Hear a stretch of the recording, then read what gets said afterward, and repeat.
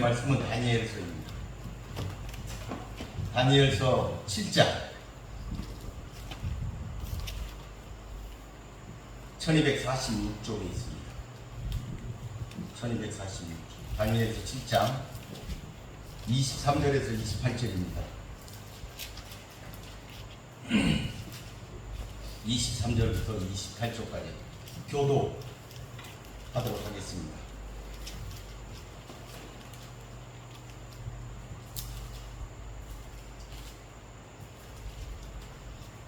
다니엘서 7장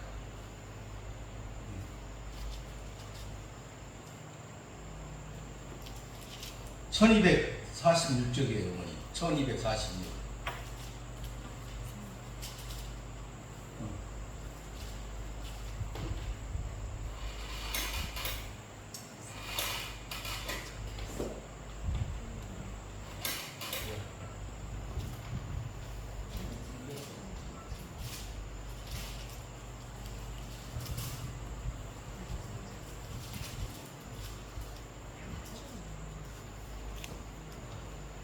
자, 교독하겠습니다.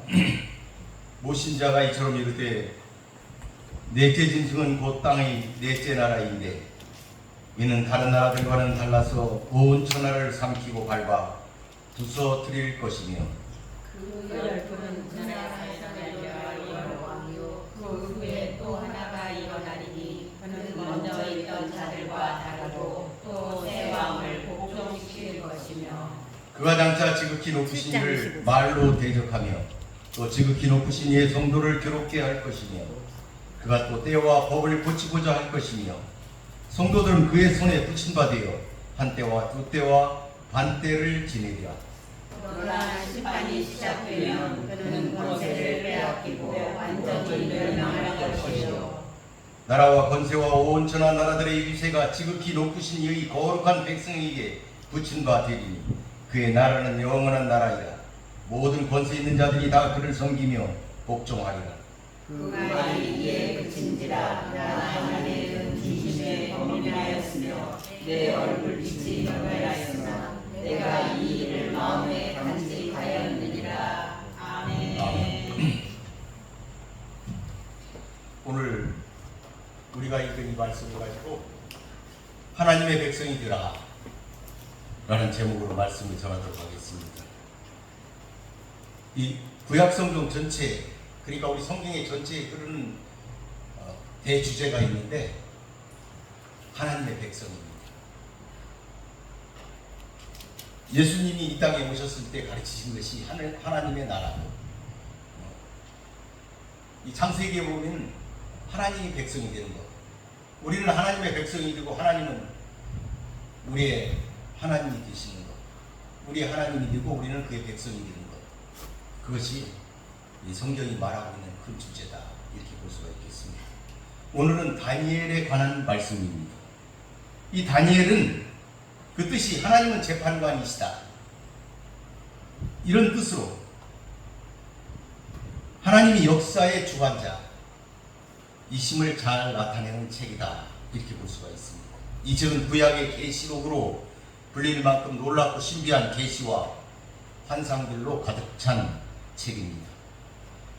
이 책에 보면 다니엘은 하나님께 큰 은총을 받은 사람이라고 이 다니엘서에서는 거듭해서 말하고 있습니다.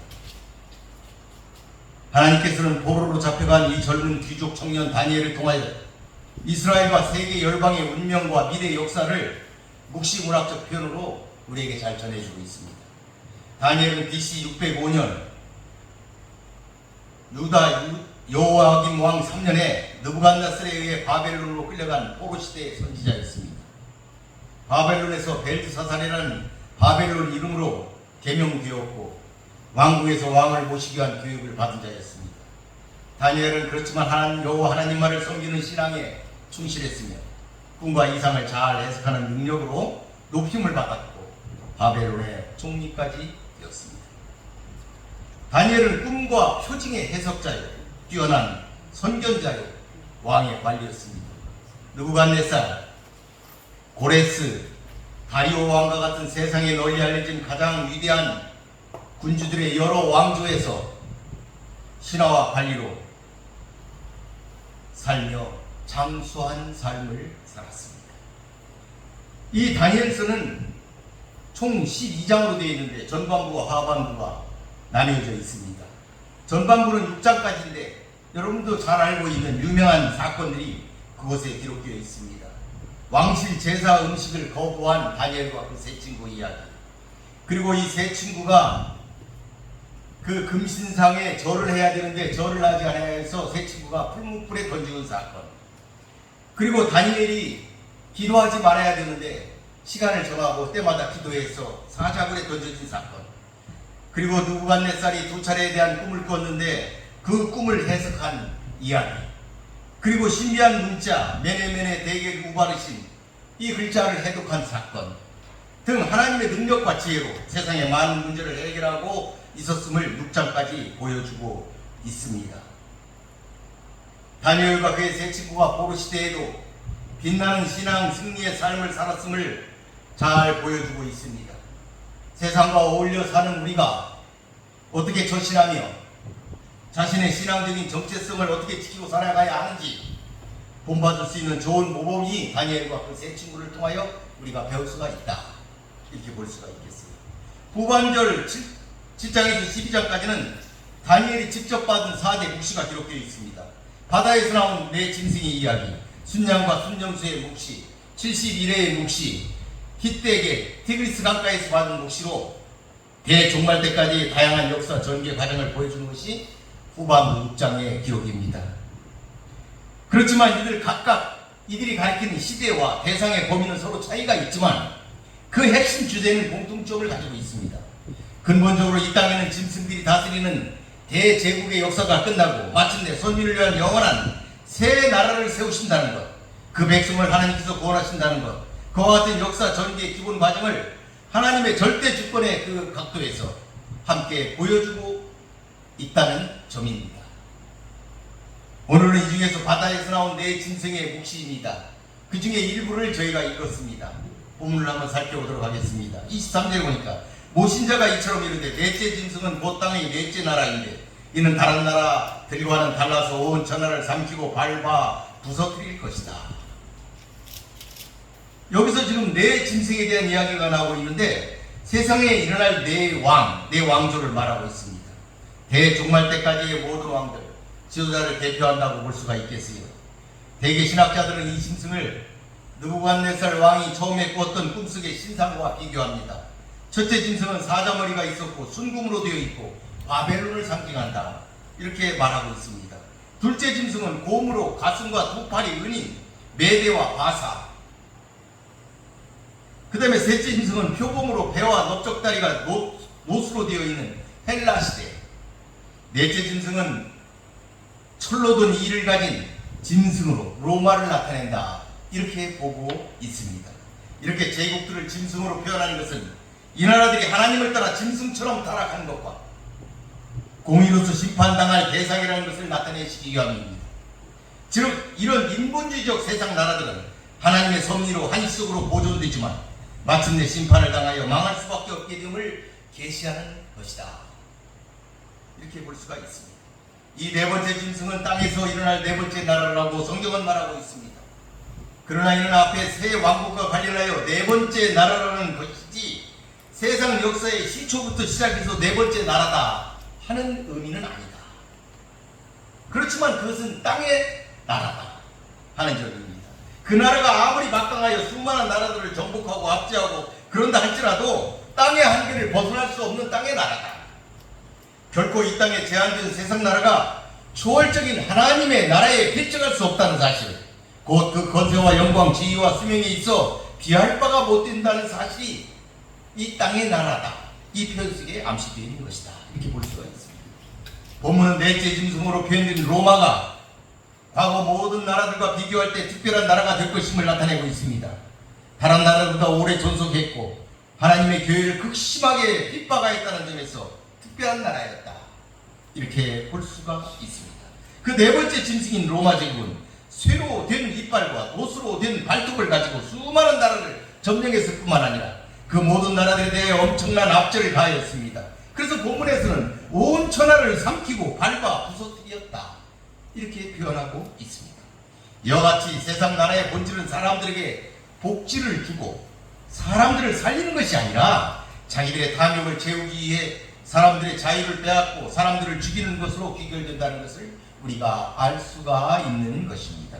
24절에 보니까 그 열불은 그 나라에서 일어날 열왕이요 그 후에 또 하나가 일어나리니 그는 먼저 있던 자들과 다르고 또 새 왕을 복종시킬 것이다.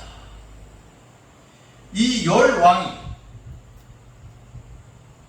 열불에서 일어난 열왕이 구체적으로 어디 누구를 가리키는지 많은 사람들이 연구를 하고 대입을 하고 그렇게 적었던 것을 여러분들이 볼 수가 있었을 것입니다만은 이 열왕은 교회 시대 전체 곧 그리스도의 부활 승천과 성령 강림 이후부터 그리스도의 재림 사이에 일어날 세상 모든 나라들을 지칭한다. 이렇게 우리가 생각하면 될 수가 있을 것입니다. 그리고 그 다음에 보니까 문자적으로 그리고 그것들 후에 다른 것 하나가 일어날 것이다.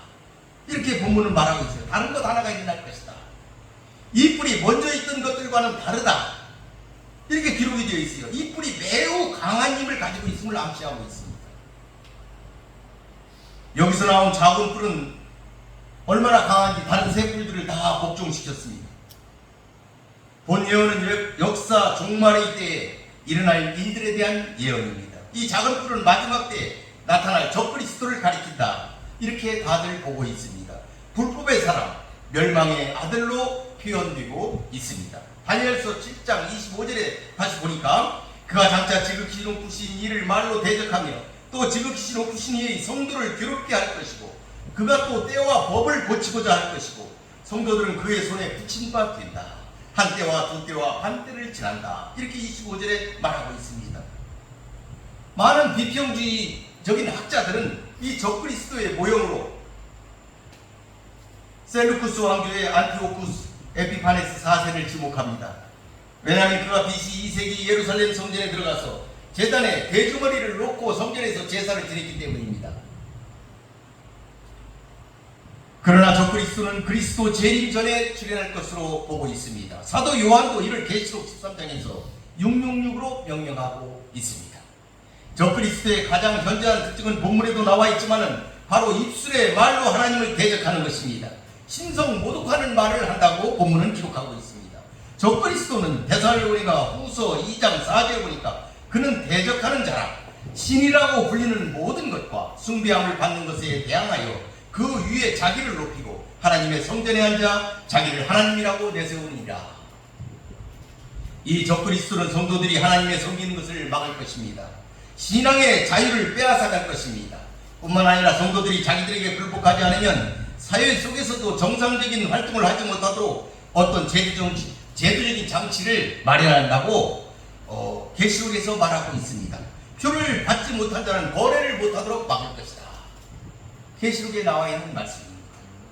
예수 그리스도의 재림 직전에 활개를 질리 적그리스도는 때와 법을 바꾸기 위해 치밀한 계획을 세우고 또한 추진하기 위해 무척 노력할 것입니다.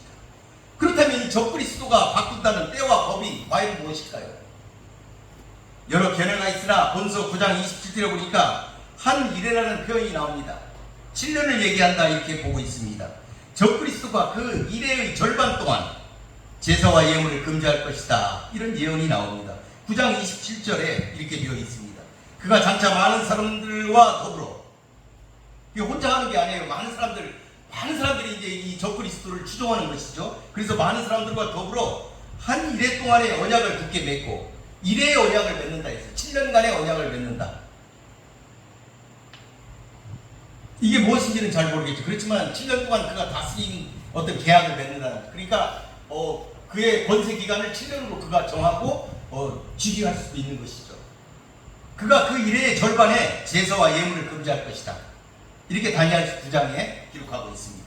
이를 볼 때 적그리스도가 기독교의 예배를 폐지하고 하나님의 말씀인 성경을 없애고 기독교 자체를 말살시키려고 할 것이라는 견해가 가장 자연스럽습니다. 그러니까 기독교 자체를 그대로 만약에 있다면 다르게 변질시킬 것입니다. 해석을 다르게 해가지고 변질시키는 것이죠. 특별히 본문은 성도들이 적그리스도의 막강한 권력에 넘겨져 고난을 당할 것이며 그 고난은 한 때와 두 때와 반 때가 찰 때까지 계속될 것이다.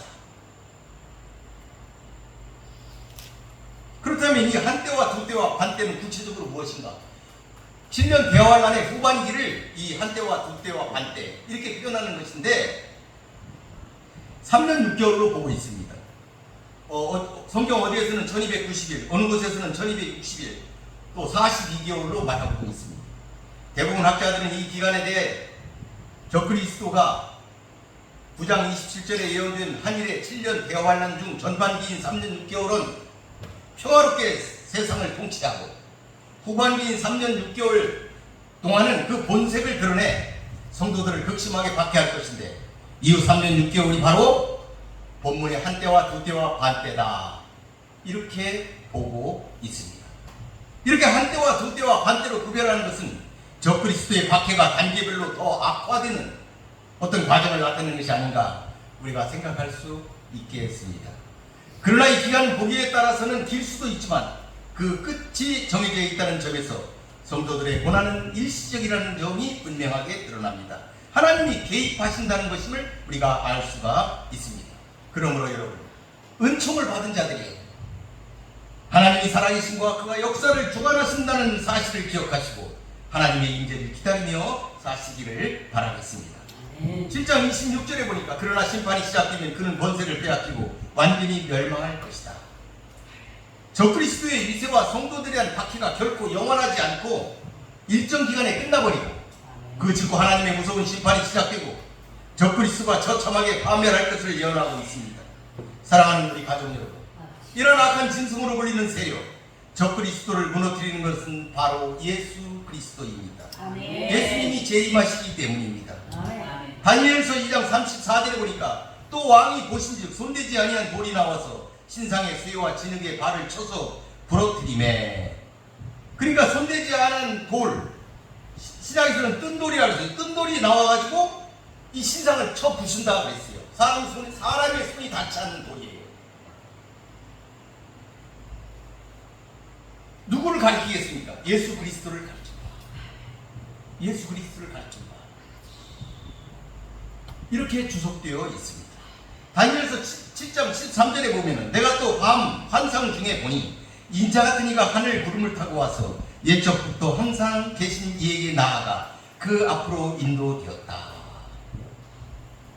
그러니까 우리 예수 그리스도께서 이 땅에 재림하실 때에 하나님 앞으로 먼저 인도되는데 구름을 타고 하나님의 보좌로 간다 하는 것이 7장 13절의 말씀입니다. 하나님이 계신 보좌에 구름을 타고 한 인자 같은 이가 나타나는 것을, 예수 그리스도가 등장하는 것을 지금 말씀하고 있는 것입니다. 그러니까 이것을 해결하시는 분이 우리 주 예수 그리스도다 하는 것을 지금 말하고 있죠. 그래서 그리스도께서 십자가의 죽으심으로 이 어둠의 세상 권력에 크나큰 타격이 되었습니다. 그리하여 그 돌에 맞은 신상은 완전히 무너져 철저하게 부서지고 만 것입니다. 그 작은 뿔로 묘사된 짐승 적그리스도가 무너지는 그 모습은 다니엘서 7장 11절 12절 본문에 아주 잘 묘사가 되어 있습니다. 공동 번역본으로 제가 한번 읽어볼게요. 그 뿔이 계속하여 외쳐대는 건방진 소리를 한 귀로 들으면서 보고 있자니 그 짐승은 나의 눈앞에서 처형을 받아 시체가 박살이 나고 타오르는 불 속에 던져지는 것이었다. 다른 짐승들은 권세는 빼앗겼으나 목숨만은 얼마 동안 부지하도록 버려졌다. 이렇게 공동 번역에 굉장히 사실적으로 묘사해서 번역을 해 놓았습니다. 작은 뿔로 상징되는 가증스러운 적그리스도는 심판으로 죽임을 당하고 타오르는 불에 던져질 때까지도 하나님에 대한 신성 모독적인 말을 쏟아놓는다는 것을 본문은 말하고 있습니다. 이 세상에서 아무리 막강한 권력을 휘두른 존재라 할지라도 하나님의 심판의 불 앞에서는 전적으로 무기력하며 심판을 피할 수 없습니다. 이것은 세상에서 악인들에게 고통당하는 하나님의 의로운 백성에게 큰 위로가 되는 말씀입니다. 하나님의 의로운 심판이 너무나도 분명하기 때문에 우리는 보다 더 소망에 찬 삶을 살 수가 있는 것입니다. 짐승으로 묘사된 세상 권력으로 인해 고통받는 일이 있더라도 성도는 그들을 심판하시는 하나님의 나라 안에 있음을 깨닫고 사랑하는 성도 여러분 위로받기를 바라겠습니다. 아멘. 7장 27절 보겠습니다. 나라와 권세와 온 천하 나라들의 위세가 지극히 높으신 이의 거룩한 백성에게 붙임받으니 그의 나라는 영원한 나라라. 모든 권세 있는 자들이 다 그를 섬기며 복종하리라. 이제 다니엘서는 7장 13절 14절에서 다니엘이 하나님의 심판에 대한 일련의 환상을 본 후 구름을 타고 오신 한 인자 같은 이에게 하나님께서 온 세상에 대한 영원한 왕권을 부여하시는 또 다른 환상, 새로운 환상을 소개하고 있습니다. 적그리스도가 완전히 파멸되고 예수 그리스도에게 모든 권세와 영광과 나라가 주어져 그가 영원한 나라를 통치하게 되면 그는 하나님의 거룩한 성도들에게 자신의 통치권을 공유하도록 하실 것입니다. 그리하여 과거에 핍박을 당했지만 그런 핍박 가운데서도 하나님에 대한 신앙을 배신하지 않고 신실성을 지킨 성도들은 하나님의 영원한 왕국을 통치하는 통치자의 반열에 올라서서 그 권세를 누리게 될 것입니다. 사랑하는 가족 여러분, 그 나라는 영원한 나라입니다. 세상 나라는 종말을 맞이하지만 하나님의 나라는 영원합니다. 견고하고 흔들리지 않는 나라입니다. 주께서 누가복음 19장 17절에 열 문화 비유에서 이렇게 말씀하셨어요. 주인이 이르되 잘하였다 착한 종이여, 내가 지극히 작은 것에 충성하였으니 열 고을 권세를 차지하라 하셨습니다. 주님께서 이미 말씀하셨어요. 열 고을 다스리는 권세를 주겠다. 이것이 이미 다니엘서에 예언되었던 말씀인 것이죠. 그곳에 통치권을 주신다는 말씀을 기억하시기를 바라겠습니다. 그것은 그리스도 재림과 영원한 심판이요 모든 질서가 회복되어 모든 피조 세계가 다 바른 자리를 되찾게 될 것입니다. 그리고 그 결과 모든 피조물은 오직 하나님만을 섬기고 그분의 말씀에 복종할 것입니다. 우리는 모두 다 하나님의 백성이 되는 것입니다. 7장 28절 보겠습니다. 그 말이 이에 그친지라 나 다니엘은 중심에 범인하였으며 내 얼굴이 변하였으나 내가 이 일을 마음에 간직하였다. 다니엘은 이 하나님의 말씀을 마음에 간직했다. 이렇게 말하고 있습니다. 여러분도 이 말씀을 마음 깊이 새겨 간직하시기를 바라겠습니다. 아멘. 마지막으로 여러분에게 권면하겠습니다. 그러면 우리는 어떻게 살아야 하겠습니까? 다니엘과 세 친구처럼 분명한 기독교적 정체성을 가지고 살아야 하겠습니다. 아멘. 여러분 우물쭈물하지 마십시오. 변질된 신앙에 빠지지 마십시오. 성경대로 믿으십시오. 아멘. 그리고 그렇게 사십시오. 아멘. 이번에 새로 임명된 안창호 인권위원장의 청문회를 여러분 보셨습니까? 얼마나 당당하게 성경 이야기를 하고 있습니까? 아멘. 또 여러분 내가 보내드린 그 유튜브에 믿음의 장군 나이필 이야기 보셨습니까? 마지막 때에는 말씀을 변질시킨다고 때와 법을 바꾼다고 본문은 말하고 있습니다. 여러분 성경을 여러 이유를 대며 현대에 맞게 해석한다며 바꾸지 마십시오. 그러므로 여러분은 성경의 처음 창세기 1장 1절 태초에 하나님이 천지를 창조하시니라. 그리고 성경의 마지막 계시록 22장 20절 내가 진실로 속히 오리라 하신 말씀을 믿으십시오. 아멘. 그 말씀이 여러분의 고백이 되게 하십시오. 아멘. 예수님은 반드시 오십니다. 아멘. 우리는 그 장면을 볼 것입니다. 아멘. 마태복음 26장에 보니까 예수께서 이르시되 그러나 내가 너희에게 이르노니 이후에 인자가 권능의 우편에 앉아있는 것과 하늘 구름을 타고 오는 것을 너희가 보리라 아멘. 말씀하셨습니다. 이 땅에서는 그 짐승 같은 인간 통치자들이 활개치고 있지만 진정한 통치자는 하나님이시라는 사실을 기억하시기 바랍니다. 아멘. 하나님의 주권을 믿으시기 바랍니다. 아멘. 하나님 나라 이 백성이 이제 되었으니 하나님 나라 법을 따라 사시기를 바라겠습니다. 아멘. 여러분에게 하나님의 은총이 함께 하시기를 바라겠습니다. 아멘. 말씀을 마치겠습니다. 아멘. 기도하고 축도로 마치도록 하겠습니다. 고맙고 감사하신 아버지 하나님 감사합니다. 오늘 주님께서 우리 이 백성에게 주신 아름다운 추석절을 맞이하여서 우리 사랑하는 가족들이 곤지암 방주기도 교회에 모여서 이곳에서 하나님께 귀한 예배 올릴 수 있도록 하셨음에 감사를 드립니다. 예배를 통하여 하나님의 음성을 듣는 귀한 역사가 일어나게 하여 주시옵소서. 하나님의 말씀을 말씀대로 믿고 따르며 살아서 승리하는 삶을 살아갈 수 있도록 만들어 주시옵소서.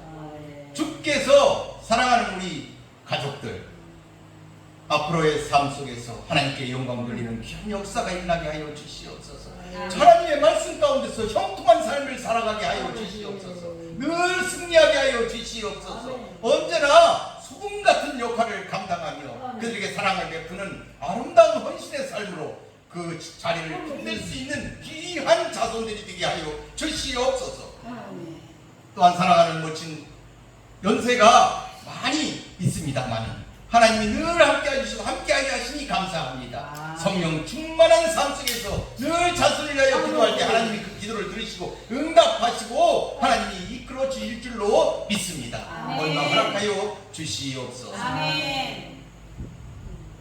또한 이곳에 함께하지 못한 많은 사랑하는 가족들이 있습니다. 어느 곳에서 무슨 일을 하고 있든지 간에 어떤 속에 있든지 하나님의 은혜 가운데 있게 하여 주시옵시고 혹시라도 아버지가 잘못된 길로 나간 사랑하는 우리 후손들이 있다면 하나님께서 불러주시어서 함자가 돌아오듯 하나님께로 돌아오는 귀한 역사가 일어나게 하여 주시옵소서. 하나님께 영광 돌리는 모든 자손들이 되게 하시고 멀리 해외로 떠나 있는 사랑하는 가족들도 지켜주시고 주여 그들 마음속에 하나님 사랑이 충만하여서 아버지가 늘 승리하고 살아가게 하시고 외롭지 않게 하여 주시옵소서. 그곳에서 지치지 않게 하여 주시옵소서. 그곳에서 아프지 않게 하여 주시옵소서. 늘 주님께서 인도하여 주실 줄을 믿습니다. 지금은 우리 구주 예수 그리스도의 은혜와 하나님 아버지의 극진하신 사랑하심과 성령님이 함께하신 역사가 오늘 예배를 통하여 하나님 전에 나온 사랑하는 이 백성들과 그리고 이 땅에서 추석을 맞이하여서 고향 땅을 방문하고 그곳에서 가족과 함께 지내는 사랑하는 많은 이 백성들 그 위에 그리고 북녘 땅에서 추석을 맞이하였음에도 기쁘게 보내지 못하고 고통 속에 살고 있는 그 백성들 위해 지금으로부터 영원히 함께 하실지어다. 아멘.